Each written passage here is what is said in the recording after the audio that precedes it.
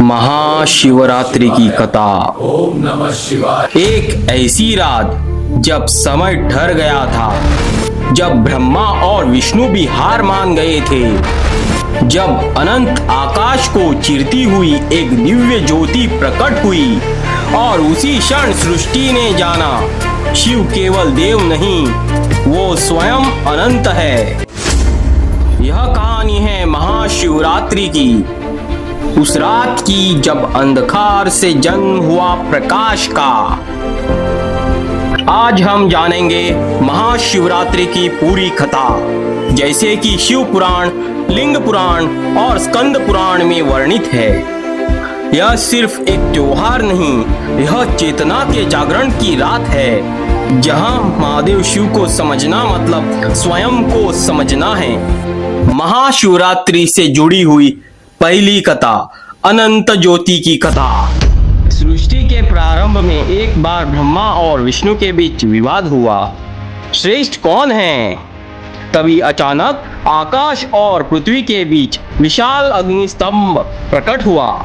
न उसका आदि दिखाई देता था, न अंत। विष्णु वराह बनकर नीचे गए, ब्रह्मा हंस बनकर ऊपर उड़े, लेकिन दोनों को उस ज्योति का अंत नहीं मिला। तभी उस प्रकाश से एक स्वर गूंजा, मैं ही वह अनंत तत्व हूँ। और उस ज्योति से प्रकट हुए महादेव। लिंग पुराण के अनुसार यही अनंत ज्योति शिवलिंग का स्वरूप है, जो बताता है कि शिव निराकार है, अनंत है। महाशिवरात्रि से जुड़ी हुई दूसरी कथा, शिव और शक्ति का मिलन। इसी पावन रात माता पार्वती का तप पूर्ण हुआ। वर्षों की साधना के बाद शिव ने उन्हें स्वीकार किया। यह केवल विवाह नहीं था, यह शक्ति और शिव का मिलन था, ऊर्जा और चेतना का एक होना। इसलिए महाशिवरात्रि को जीवन में संतुलन और प्रेम का प्रतीक भी माना जाता है।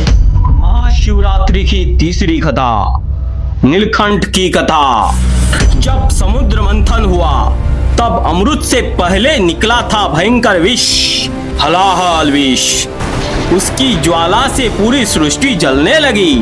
देवता शिव के पास पहुंचे और तब महादेव शिव ने वह विष अपने कंठ में धारण कर लिया ताकि संसार बच सके। तभी से वे कहलाए नीलकंठ। महाशिवरात्रि की चौथी कथा, शिकारी की कथा। शिव पुराण में एक कथा आती है चित्रभानु नाम के शिकारी की। वह अनजाने में पूरी रात जागता रहा, भूखा रहा और बेलपत्र पेड़ से तोड़कर नीचे गिराता रहा। नीचे शिवलिंग था। सुबह महादेव शिव प्रकट हुए और उसे मोक्ष दिया, क्योंकि शिव के लिए विधि नहीं, भाव महत्वपूर्ण है।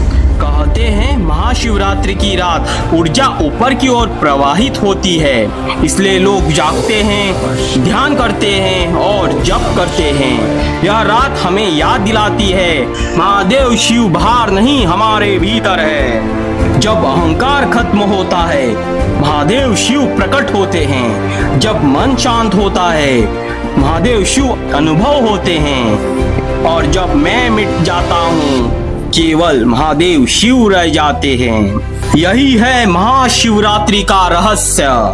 हर हर महादेव।